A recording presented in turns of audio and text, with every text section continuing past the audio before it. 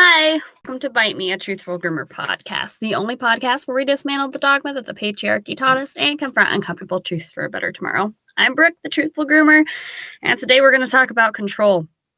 Because the last episode we talked about Eat the Rich and what we do in order to better and improve our situation. I talked about we talk about doing it, but when do we actually do it? And I think that the better question is, what prevents us from doing it? What prevents us from eating the rich? And the answer to that question is control, because they already know that we aren't happy, and they already know that we would like our fair share of the money that we pay into them to fund them. But they also know that we can be controlled with our freedom. This podcast is going to be particularly vulnerable for me because I'm going to talk about my own personal situation. People who watch me on TikTok know that I've discussed before that I'm a felon. I have been incarcerated. I've been through the judicial system. I know the ins and outs of it. I know that the atrocities that prisoners face.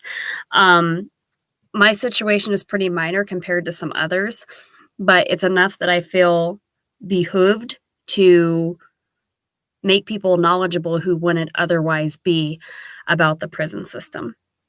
So we'll get right into my personal story. I am a victim of narcissistic abuse at the hands of my mother and then 3 ex-husbands. A lot of people want to chalk that up to, oh, well, you just must be toxic. But the truth of the matter is, if you grew up with a narcissistic parent in the home, you're exposed to something called trauma bonding. And then you seek that out and find it in your relationship or relationships if you don't get the help that you need. And a lot of people don't know that they need help. See, people who are raised by narcissists either become a narcissist themselves or they become a people pleaser. The goal is to be the in-between person and find balance. And the only way to do that is to get therapy, which I did, because one day I woke up and asked myself, why has this happened to me 3 times? I want to find out why. And what I found out is that these men who were seeking me out, and narcissists do seek their victims out, they know how to spot you, okay? I found out the reason I was attracted to these people is through trauma bonding, and that comes from my childhood with my mother. But the better question is, why do so many narcissists exist? I knew that I wasn't just the problem one day when I woke up and I realized, what do these 3 men have in common? And they were all white males. And they all got away with everything in the court system.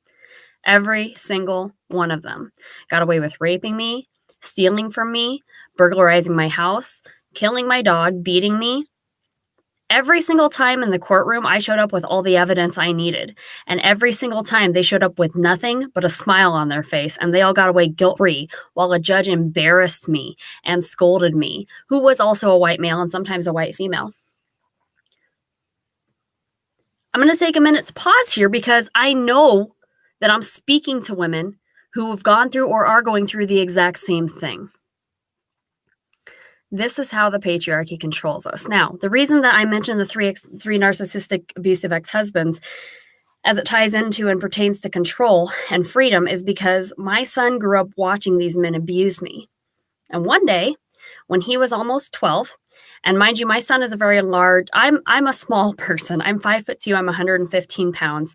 His father is very large. And when my son realized that he was the same size as me and could overpower me, he and I started having a lot of problems because all he had ever watched me be was a weak woman. So he decided that he was going to start hitting me. He decided that he was going to start skipping school and not doing his homework. He decided he was going to bring a knife to school, smoke pot, sneak in and out of the house, break shit in my house. I called the cops several times to get them to help me with him because it was just me raising him. The dads are nowhere to be found. And they told me that he had to be, and I quote, he has to be a murderer or a rapist in order for us to take him to juvenile hall. And then they explained to me how the juvenile hall here in South Dakota is full of Native kids from the res. I don't say that to be prejudiced. I don't say that to be racist. I say that because these cops were racist. And they were trying to explain to me and trying to justify to me why they couldn't take my white male son to a juvenile center who was out of control because they had too many Native American kids in there who probably shouldn't be in there in the fucking first place. But I digress. One day, shit got really bad, and I took matters into my own hands, and I had to pepper spray him. And I took him to a boys' club for troubled boys. I used a non-lethal, proper force equalizer in an act of self-defense to mitigate the argument between he and I. I used a non-lethal, proper force equalizer to even out the situation between he and I so that he was no longer a threat to me. And I was charged with a felony for using pepper spray, which you can buy at Dick's Sporting Goods, Amazon, Shields. I used pepper spray for its intended purpose as self-defense. In South Dakota, you cannot even win a case with gun laws without proper self-defense. You can't even win a gun case without self-defense laws. Somebody can come on your lawn and you can shoot them and you can say it was self-defense. But I couldn't use pepper spray in an act of self-defense on my white male son. They charged me with a felony for attempted child abuse because he was a minor. I spent time in jail. I paid several fines. I had to go to a court-ordered therapist who was married to somebody at the state's attorney's office. I was on house arrest.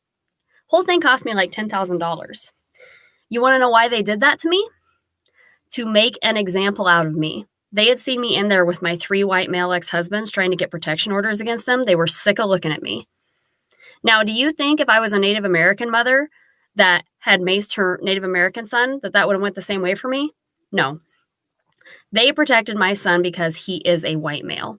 If you would have seen my same story in the news and it was a minority, they wouldn't have given a shit. But because my son was a white male, it made almost national news. There was a woman who saw everything that happened between me and my son, which, by the way, my daughter is the only witness. There was a woman who saw the aftermath of what happened with me and my son, exploited it to all the national news stations, and then tried to sell her Avon line on the Facebook posts. That's how despicable people are. But that's another portion of, that's like a whole other thing, talking about 55% of white women. When I talk about control in the United States, like, we're scared to rise up against the rich because they know they can threaten us with our freedom. Just like I tried to get protection orders against my ex-husband for like legitimate, like these men were beating me and the judges got sick of seeing me. And then I had to pepper spray my son who was also beating me and they threw me in jail for that. Like that was them telling me, back the fuck down. That was them telling me we're in control and you're a problem for us and you need to back the fuck down. But it gets worse because while I was in jail, I talked to other Native American women. And I'm not Native American, but I talked to Native American women who were in there for bullshit charges like truancy for their children not going to school. And they didn't even have a way to get them to school. But the dad's not in jail for that, just the moms. I talked to women who were in there for self-defense, like they laid hands on their partner for laying hands on them and they went to jail, but not the man. Like, this is the whole thing. We're afraid to rise up as a nation and actually eat the rich because women and minorities will eat the brunt of that. The white males will be fine, but women and minorities, we know that they'll smack us back down the same way they did George Floyd. That's where the cops come in. That's another thing is cops, they lied all over my report just to get rid of me.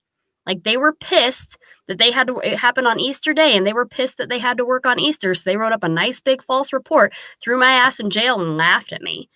Like, I was exploited in the prison system as somebody who was a victim.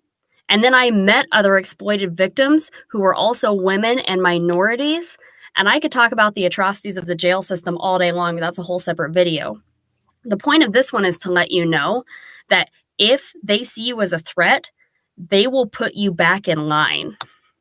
And I know that other women and minorities with other bullshit charges out there, and that's the only thing on my record. That's the only thing, you know? And now, just for context, my now white male son lives with his white male father who never had nothing to do with him for 12 years. And now he's raising a little protege, a little narcissist, as they do. And my son's all for it because he wants his father's love so desperately because he didn't have it for so many years. This is the patriarchy. This is control.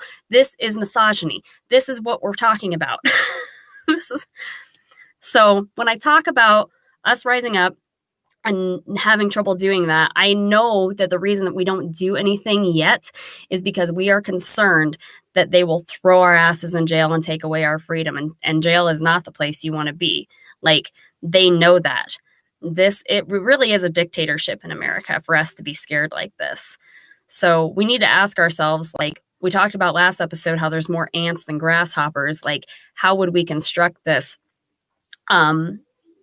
I think we more so need to talk about our feelings about it and have more people talking about it so we know more of us exist, so that, like, they can't come after us all, but it only is worth something if we're talking about it and sharing our stories. And you can do that on my website, The Truthful Groomer. You can go there and get in the discussion forum. I'm not trying to sell you anything, but if you want to get a little deeper than that and share your personal story in a Zoom call with me and other patrons, you can get on the Patreon membership for the personal group page. On the website, you'll see feminist blogs, and there's also other articles there about the patriarchy and things of that nature. That's where we start to hit the hard. That's where we start to hit the hard topics. Head over there. Tell me what you think about this post and other posts. Thanks for letting me share my personal story with you. Hopefully, I can answer some Q&A on the discussion page. And I appreciate you letting me be vulnerable today. I hope to see you guys next time.